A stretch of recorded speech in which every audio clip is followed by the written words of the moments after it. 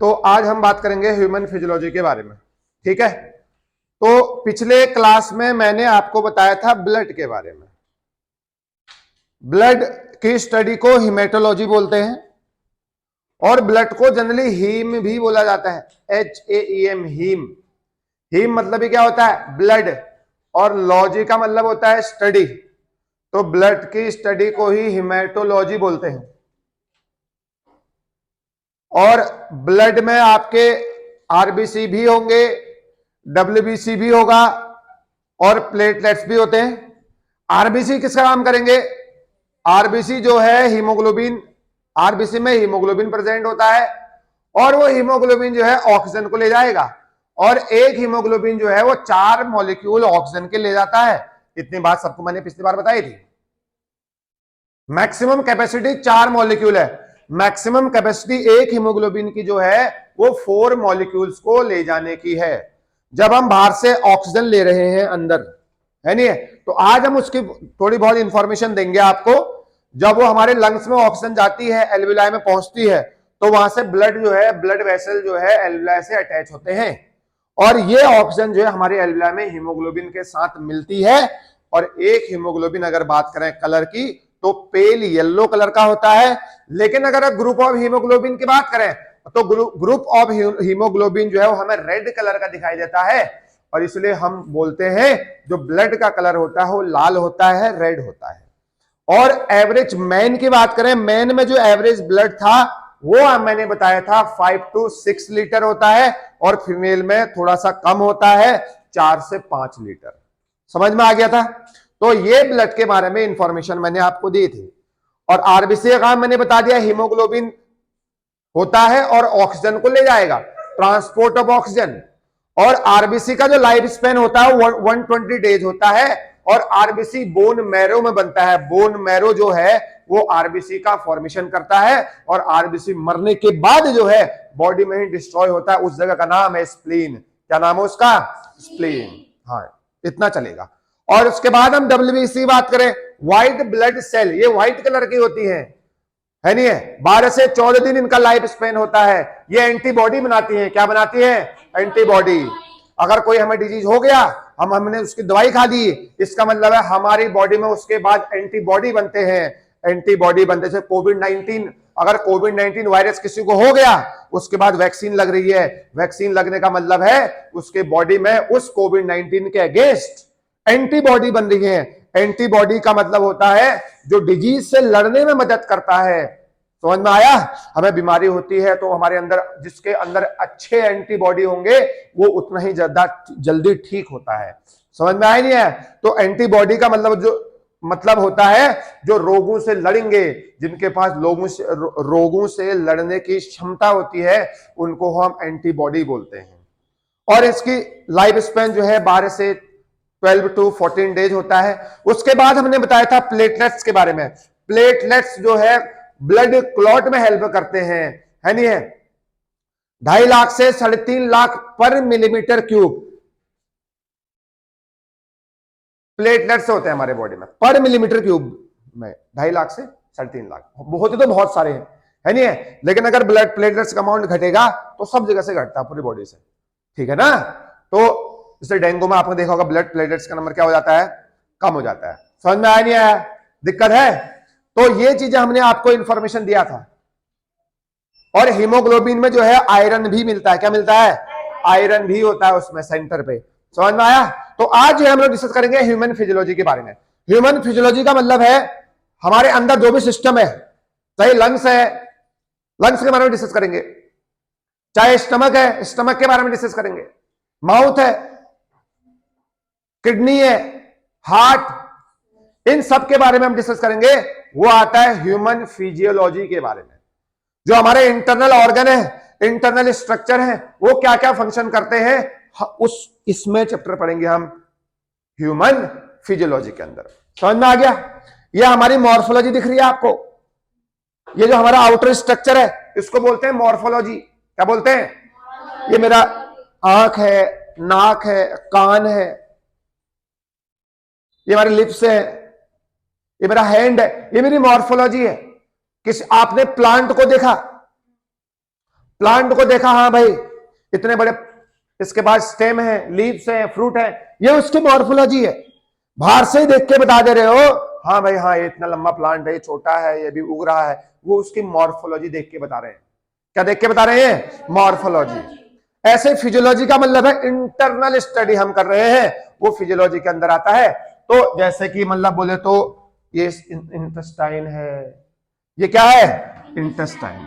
ये हो गया हमारा इंटेस्टाइन,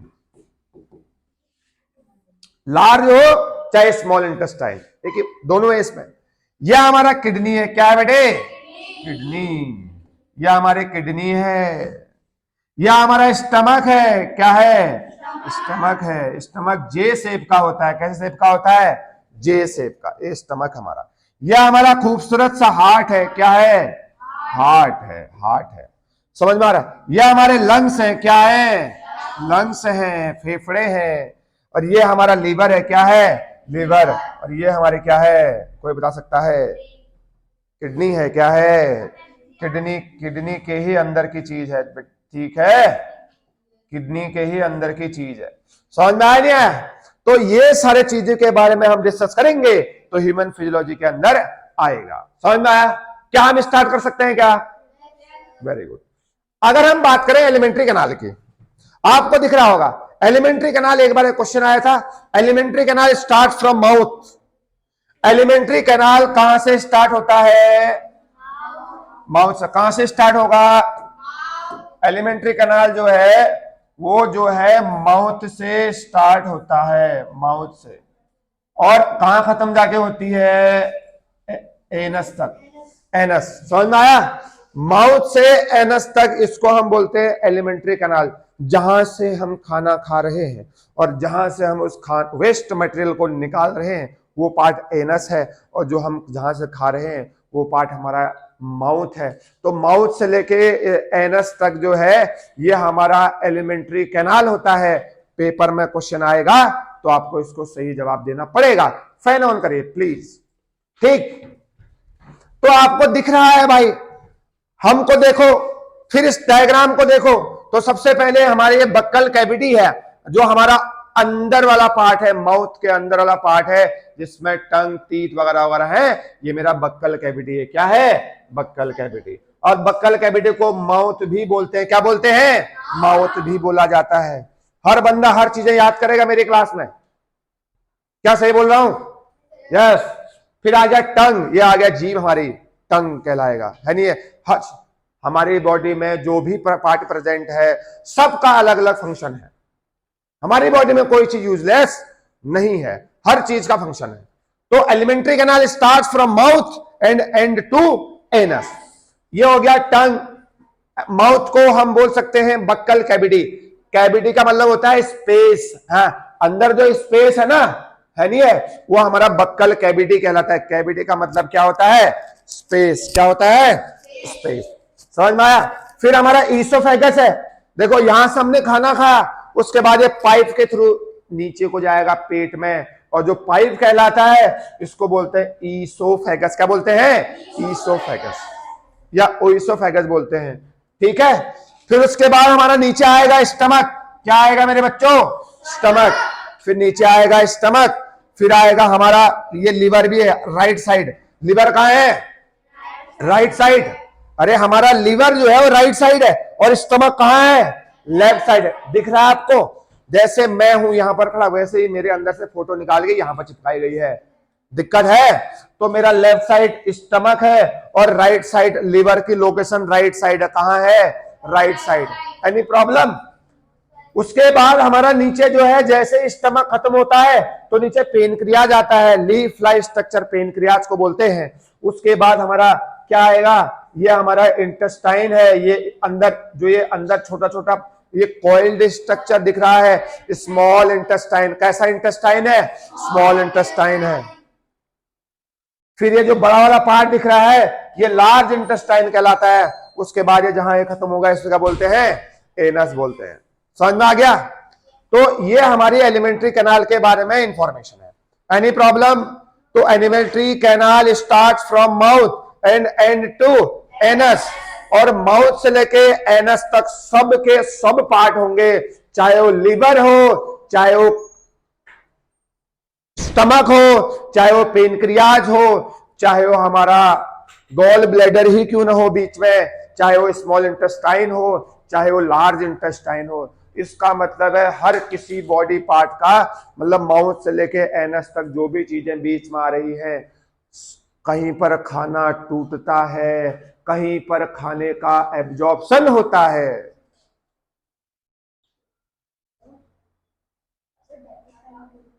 बताएंगे भी, ठीक है। तो कहीं पर जो है खाने का एब्जॉर्प्शन होता है, कहीं पर खाना टूटता है और कहीं से बाहर आता है, तो ये सब एलिमेंट्री कैनाल के अंदर आएंगी। किसी को दिक्कत है? सभी लोग यहीं देखेंगे बिल्कुल ध्यान से, लास्ट में पूछेंगे किसी को दिक्कत है क्या? चलिए अब हम एक एक करके चलते हैं एलिमेंट्री कैनाल। देखो चीजें पढ़ने के लिए बहुत सारी हैं, लेकिन हम वो पढ़ेंगे जो आपके काम के लिए होंगे। तो यहां पर काम का ये था कि स्टमक का शेप जे शेप का होता है। कौन शेप का होता है? J shape. और alimentary canal start from mouth to anus. Any problem?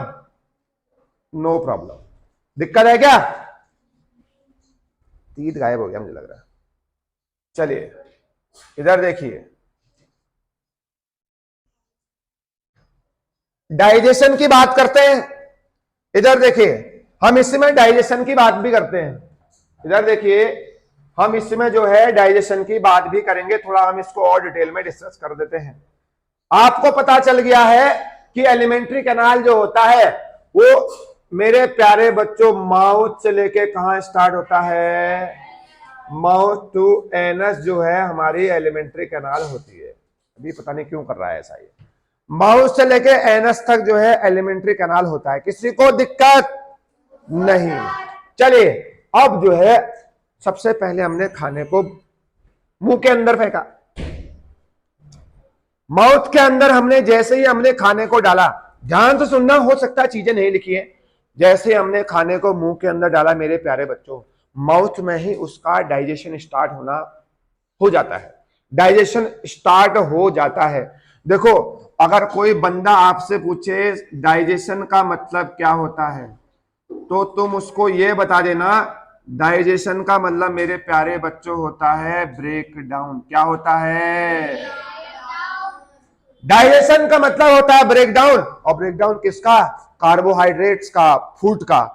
Food का ब्रेकडाउन। हमारा फूड जो होता है वो कार्बोहाइड्रेट भी कंसिस्ट करता है। उस फूड में आपको प्रोटीन्स भी मिलते हैं, उस फूड में आपको फैट्स भी मिलते हैं। प्रोटीन हो गया, फैट हो गया, कार्बोहाइड्रेट हो गया, इनका हमारे बॉडी में टूटना बहुत जरूरी है नहीं है? ये लार्ज मॉलिक्यूल को छोटे छोटे पार्ट में तोड़ना ही, बड़े बड़े कॉम्प्लेक्स मॉलिक्यूल जैसे बड़े बड़े कार्बोहाइड्रेट्स, फैट, प्रोटीन्स, इनका ब्रेकडाउन ही डाइजेशन कहलाता है। क्या कहलाता है? डाइजेशन। बस डाइजेशन का मतलब हो गया breakdown. Breakdown of complex food into simpler substances, this is called digestion. है नहीं?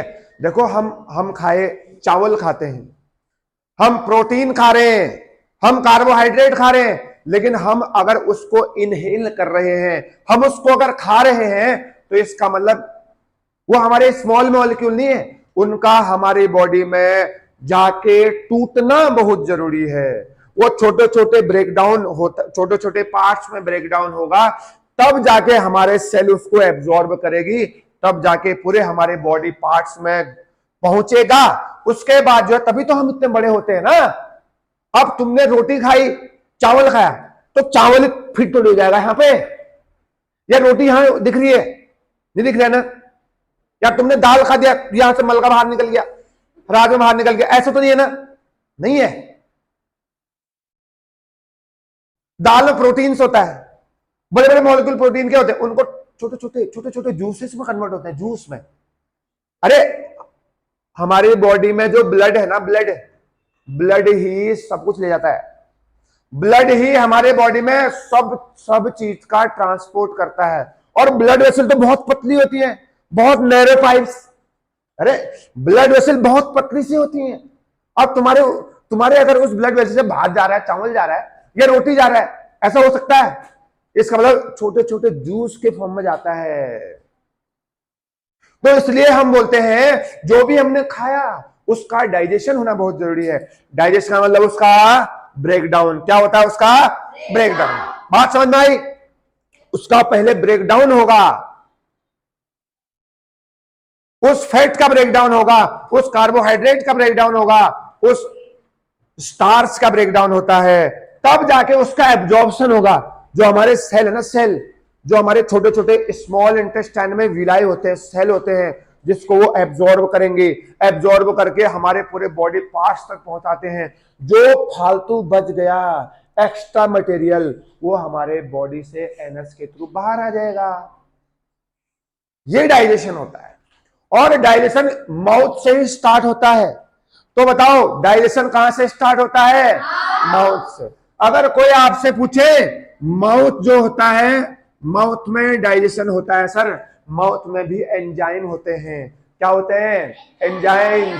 सुनो, अरे जैसे मान लो, देखो एंजाइम क्या होते हैं पता है?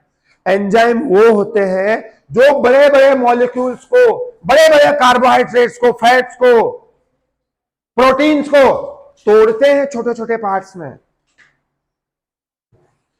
तुमने अगर पानी को उबालना है, गर्म करना पड़ेगा।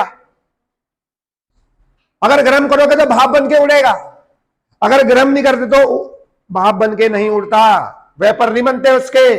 ऐसे ही तुमने खाना खा दिया, बॉडी के अंदर डाल दिया, अगर एंजाइम नहीं है तो उसका कोई डाइजेशन नहीं होगा। तो एंजाइम का क्या रोल होता है? फूड को तोड़ना। क्या रोल होता है? एंजाइम जो होते हैं वो फूड को तोड़ते हैं, ब्रेक डाउन करते हैं। बात समझ में आई? तो बताओ डाइजेशन सबसे पहले कहां होता है? अगर कोई पूछे तो माउथ में किसका डाइजेशन होता है, तो आप उसको बता देना स्टार्च का। किसका? माउथ में जो है स्टार्च का डाइजेशन होता है। जब मैं बता रहा हूं स्टार्च मतलब कार्बोहाइड्रेट, स्टार्च मतलब, अब तुम मुझे सुनो, अब तुम देखे आपने खाना खाया, माउथ में डाला रोटी, क्या तुमने कभी एहसास किया जितना देर तक चबाओगे मीठा होते जाता है? आज घर तक ट्राई करना। अरे जितना ज्यादा हम चबाएंगे उतना ज्यादा मीठा होगा, नहीं होगा? इसका मतलब स्टार्च, हमारे रोटी में स्टार्च है, हमारे जो है हमारे रोटी में स्टार्च है, हमारे रोटी में, हमारे चावल में स्टार्च है, रोटी में स्टार्च है। उसका ब्रेकडाउन होना बहुत जरूरी है, क्योंकि हमारी बॉडी स्टार्च को डाइजेशन नहीं करता है, मतलब स्टार्च को एब्जॉर्प्शन नहीं करता। किसको एब्जॉर्प्शन नहीं करता है? स्टार्च। अब तुम देखो घर जाके खाना जब खाओगे, रोटी मुंह में डालोगे, उसको बहुत बार चबाना, तुम देखना थोड़ी देर बाद वो हल्का मीठा जैसा लगता है। क्या हल्का हल्का मीठा लगता है? स्टार्च किस में कन्वर्ट हो रहा है? शुगर में। किस में कन्वर्ट हो रहा है? शुगर में। मीठा मतलब शुगर हो गया। स्टार्च जो है हल्का हल्का जो है कन्वर्ट होने लगता है शुगर में। और माउथ में स्टार्च का डाइजेशन कितना परसेंट होता है? कितना परसेंट होता है? माउथ में स्टार्च का डाइजेशन 30%। इसलिए हमारे पुराने मतलब बोलते बूबू लोग, बुजुर्ग लोग ये कहते थे, या हमारे मम्मी पापा ये कहते हैं, बेटा जल्दी कहीं जाने की जरूरत नहीं है, खाना खाने को आप जितना टाइम दोगे उतना आपकी बॉडी में एब्जॉर्प्शन अच्छा होगा, आपकी बॉडी को न्यूट्रिशन उतना अच्छी तरीके से मिलेगा। तो सबसे सुकून से कोई चीज दुनिया में करना है तो वो खाना खाना है सबसे पहले।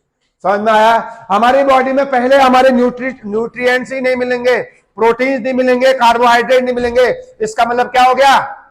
हमारी बॉडी ग्रो नहीं कर पाएगी ना। समझ में आया नहीं आया? हमारी बॉडी जो है ग्रो ही नहीं कर पाएगी। दिक्कत है भाई? किसी को प्रॉब्लम है क्या? तो बताओ आज के बाद अगर कोई आपसे पूछे, बताओ मेरे बेटे कि माउथ में डाइजेशन होता है किसका?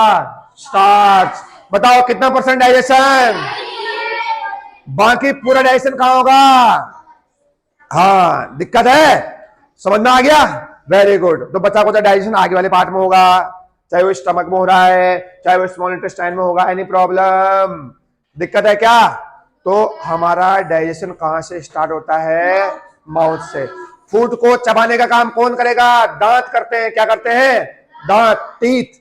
समझ में आया नहीं है? पिछले लेक्चर में बताया था, teeth help in the mastication of food. चबाने का काम करते हैं, मसलने का काम करेंगी खाने को। समझ में आया नहीं है? फिर एक एंजाइम रिलीज होता है। तुम मुझे बताओ, अगर स्टमक में प्रोटीन्स का ब्रेकडाउन होता है, अगर हम बात करें माउथ की, तो माउथ में किसका डाइजेशन? स्टार्च। अब आएगा अगर स्टमक, यहां लिख देते हैं। बताओ मेरे प्यारे बच्चों। अच्छा रुको, अभी स्टमक में फिर जाएंगे। अब बात करते हैं, बीच में एक पार्ट आएगा ईसोफेगस। क्या आ गया? ईसोफेगस। ये रहा ईसोफेगस। अब सुनो, अब ऐसा होता ना, ये देखो आपको लंबी पाइप तो दिख रही है, ईसोफेगस की आपको लंबी पाइप दिख रही है ना? अरे दिख रही है। ये जो ईसोफेगस है, यहां से जाता है खाना, वो भी ऐसे ऐसे करके। देखो खाना इधर गया, इस दीवार में टकराया, फिर इसमें टकरा के ऐसे करके जाएगा ना, है नहीं है? तो नीचे करके ऐसे टप नहीं जाता, नहीं देखो ऐसा थोड़ी कि यहां चले गए टप पेट में गया, ऐसा नहीं है। ऐसा करके इनकी वॉल्स में लग के ऐसा करके जाता है जैसे कुछ अटक गया हो, नीचे को जाता है ऐसा करके। तो जब नीचे को जाता है तो कॉन्ट्रैक्शन होता है। ऐसा क्या होता है? कॉन्ट्रैक्शन। मतलब कॉन्ट्रैक्शन मतलब जोर पड़ता है ईसोफेगस में खाना नीचे जाते समय। और एक चीज और बता रहा हूं, खाना जैसे ही ईसोफेगस से गया, तो मुझे तुम बताओ, ईसोफेगस में कोई डाइजेशन होगा क्या? नहीं होगा। ईसोफेगस में कोई डाइजेशन नहीं होता है। ईसोफेगस में, अच्छा डाइजेशन के लिए क्या चाहिए? अरे डाइजेशन के लिए क्या चाहिए? एंजाइम। ईसोफेगस में कोई डाइजेशन नहीं होता है, इसका मतलब ईसोफेगस में कोई एंजाइम नहीं होते हैं। समझ में नहीं आया? दिक्कत है? ईसोफेगस में नो डाइजेशन लिख दूं क्या? अरे नो डाइजेशन लिख दूं क्या? No digestion. Very good, no digestion. अगर कोई पूछे ईसोफेगस में डाइजेशन क्यों नहीं होता है, तो क्या बताओगे? क्योंकि ईसोफेगस में कोई एंजाइम, ईसोफेगस में कोई एंजाइम नहीं होता। समझ में आ गया? सर जहां डाइजेशन मतलब जहां एंजाइम वहां डाइजेशन, जहां एंजाइम वहां क्या होगा? डाइजेशन हो गया। समझ में आ गया नहीं आ गया? ईसोफेगस में खाने का बस मूवमेंट होता है। कहां के लिए? स्टमक के लिए। कहां के लिए? स्टमक। अगर मेरे प्यारे बच्चों, अगर आपसे कोई पूछे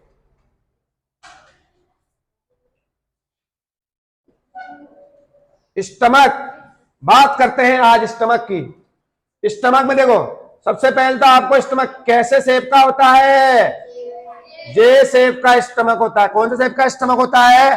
जे शेप। स्टमक में डाइजेशन होता है प्रोटीन का। किसका डाइजेशन होता है? प्रोटीन का डाइजेशन होता है स्टमक में। हमारे बॉडी, जैसे आपने कोई प्रोटीन ले लिया, आजकल बहुत सारे प्रोटीन आ रहे हैं सप्लीमेंट के तौर पे। अरे आपको बताइए, प्रोटीन एक सप्लीमेंट भी होते हैं, दवाइयां भी होती हैं, लेकिन प्रोटीन आपको दाल में भी मिलता है। समझ में आया नहीं है? वो प्रोटीन अगर ये चाहोगे, अगर माउथ में ब्रेकडाउन होता है तो प्रोटीन का ब्रेकडाउन माउथ में नहीं होता है। समझ में आ गया बेटा? क्या हुआ?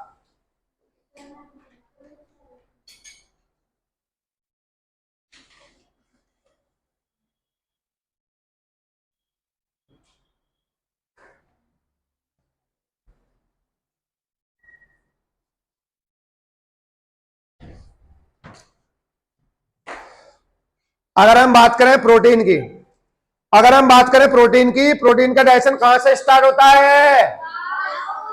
स्टमक। अरे माउथ में तो किसका डाइजेशन होता है? स्टार्च। प्रोटीन का डाइजेशन जो है स्टमक से स्टार्ट होगा, और लगभग सबका सब प्रोटीन कहां डाइजेशन हो जाता है? स्टमक में ही डाइजेशन हो जाता है। कहां डाइजेशन हो जाता है? स्टमक। और स्टमक का शेप बताओ? जे शेप। किसका शेप का? जे शेप। अब आ गया ये जो अंदर वाला, इसको क्या बोलते हैं? Small intestine. क्या बोलते हैं? Small intestine. अच्छा यहां भाई, यहां टूटता है फैट। क्या किसका ब्रेकडाउन होगा? यहां किसका ब्रेकडाउन होता है? फैट्स। समझ में आ गया?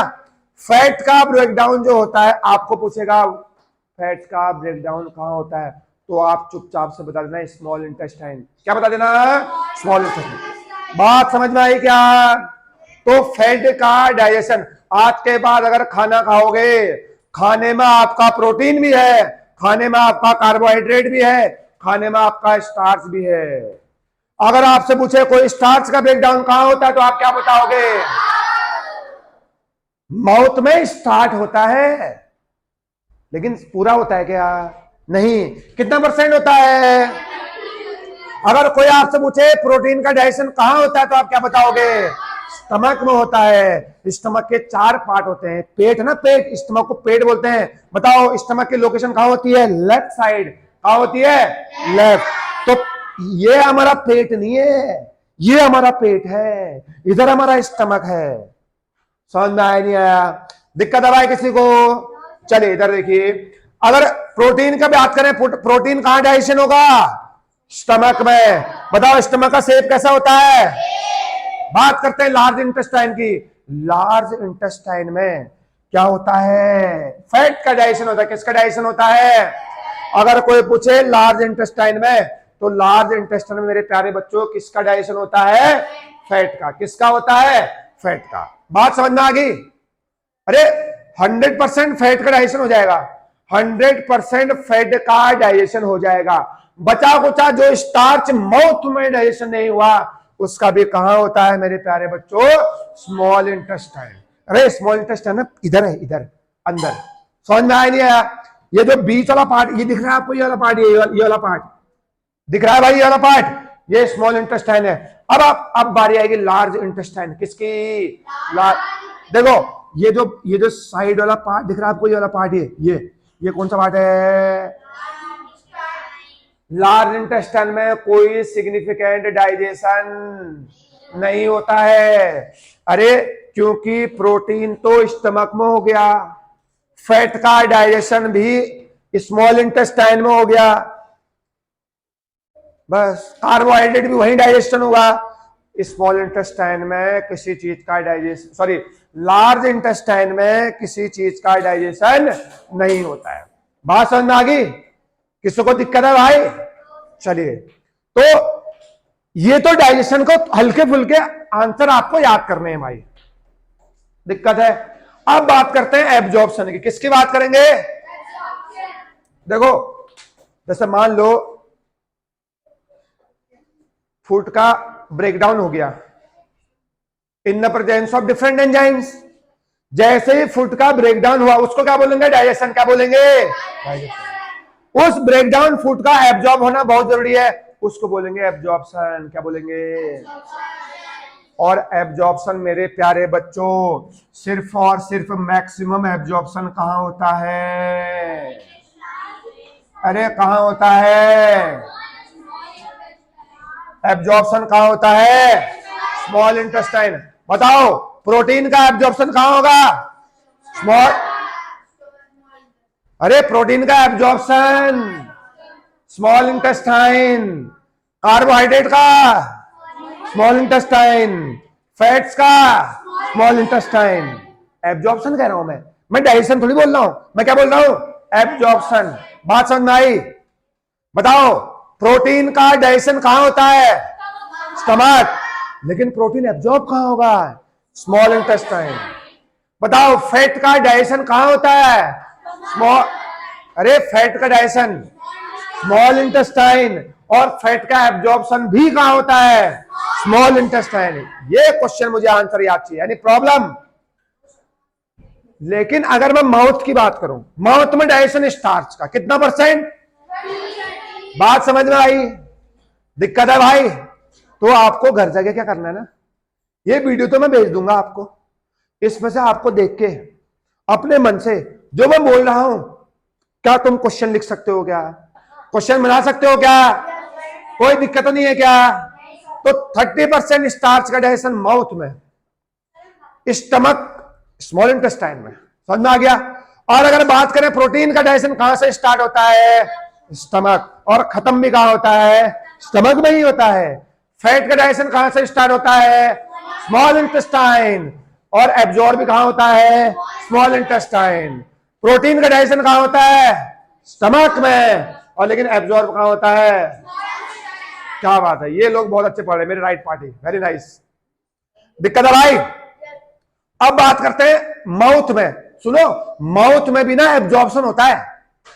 माउथ में भी कुछ ऐसे ड्रग्स होते हैं जिनका एब्जॉर्प्शन होता है।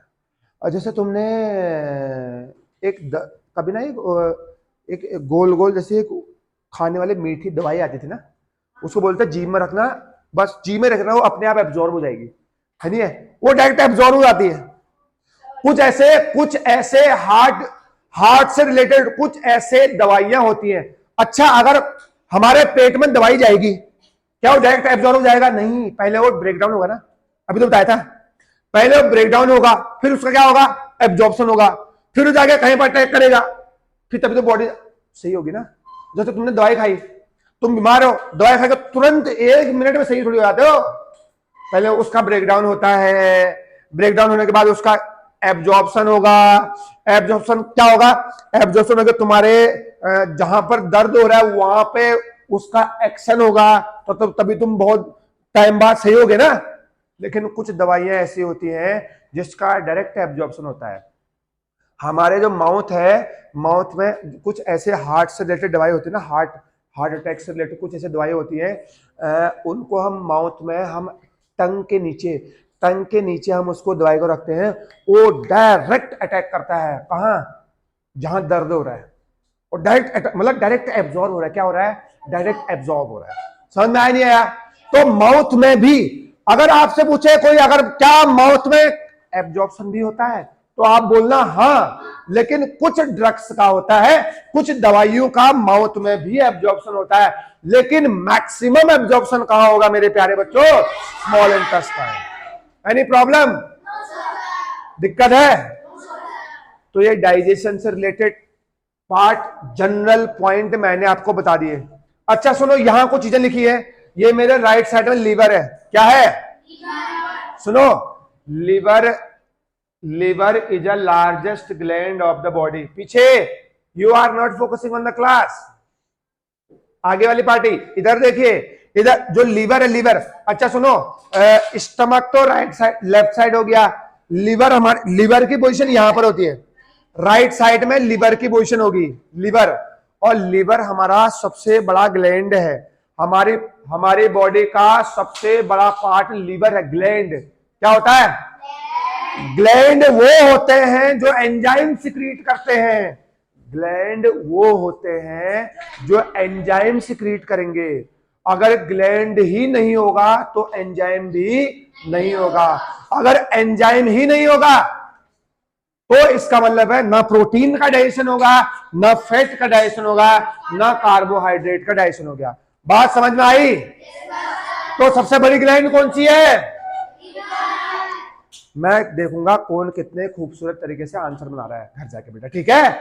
और ये रहा लीवर, लीवर राइट साइड है। और मैं तुम्हें एक चीज बता देता हूं, सबसे तेजी से रिकवर होने वाला कोई अगर ग्लैंड है तो वो लीवर है। लीवर अगर किसी का 90% भी खराब है ना बेटा, उसको सही होने की टेंडेंसी है, वो दोबारा से सही हो सकता है। उसको बोलते हैं रीजनरेशन कैपेसिटी। क्या बोलते हैं? री का मतलब होता है दोबारा, और जनरेट का मतलब होता है दोबारा सही हो जाना। दोबारा से अगर सही होगा, उसके अंदर कैपेसिटी है, वो भी कौन है? लिवर। कौन है? लिवर। इंसान के अंदर सबसे लार्जेस्ट ग्लैंड का नाम है लिवर। क्या है? लिवर। अगर आपसे पूछे कोई सेकंड लार्जेस्ट कौन है? सेकंड लार्जेस्ट मेरे बच्चों ये दिख रहा है, इसका भाई पेनक्रियाज। क्या दिख रहा है? अब तुम मुझे ये बताओ, पेनक्रियाज जो है वो ग्लैंड है, और वो सेकंड लार्जेस्ट ग्लैंड है। और ग्लैंड क्या होते हैं? जो एंजाइम सिक्रीट करते हैं। क्या सिक्रीट करते हैं? अच्छा, सिक्रीट का मतलब रिलीज, सिक्रीट का मतलब रिलीज। जो एंजाइम रिलीज करेंगे उसका नाम है ग्लैंड। क्या होता है? ग्लैंड। तो बताओ, सबसे largest gland liver, second largest. दिक्कत है क्या? प्रॉब्लम? तो ये डाइजेशन से रिलेटेड चीजें हैं जिसको आपको याद करना है। एक बार आप घर जाके इस वीडियो को देखेंगे तो आपको सारे सवाल अपने मन से बनाने हैं, तो आपको सब का सब याद हो जाएगा। और साइंस में आपके सैनिक उसमें 25 क्वेश्चन आते हैं, हो सकता है आपके 26 भी सही हो जाए। दिक्कत है भाई? चलिए अब बात करते हैं रेस्पायरेशन की। किसकी बात करते हैं? क्या सुनो, एक चीज और है यहां पे, हमने एब्जॉर्प्शन की बात तो कर दी है। सुनो, हमने एब्जॉर्प्शन की बात कर दी, स्मॉल इंटेस्टाइन में सब चीज का एब्जॉर्प्शन। सुनो, लार्ज इंटेस्टाइन भी होगा क्या? लार्ज इंटेस्टाइन में सिर्फ और सिर्फ वाटर का एब्जॉर्प्शन होता है। किसका एब्जॉर्प्शन होता है? वाटर।